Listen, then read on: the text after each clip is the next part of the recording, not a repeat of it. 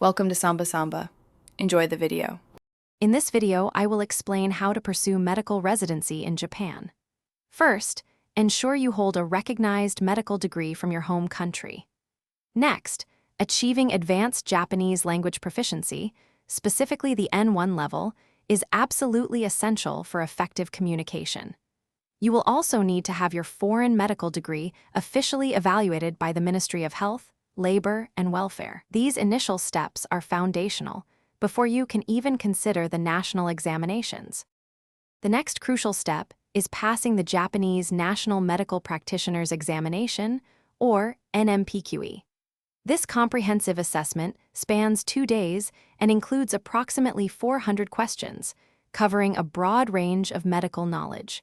You'll generally need to achieve a passing score of around 70% on most sections.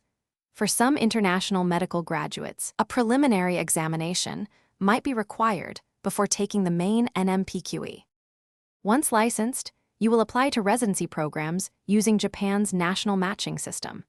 This process often involves attending interviews, which could include written tests and hospital tours to assess your skills and fit.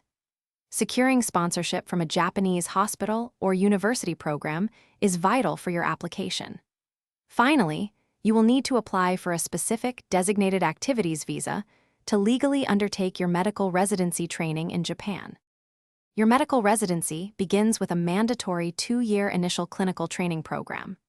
During this period, you will rotate through core medical specialties, gaining broad experience. Following this, you can pursue advanced specialty training, which typically lasts between 3 and 6 additional years, depending on your chosen field.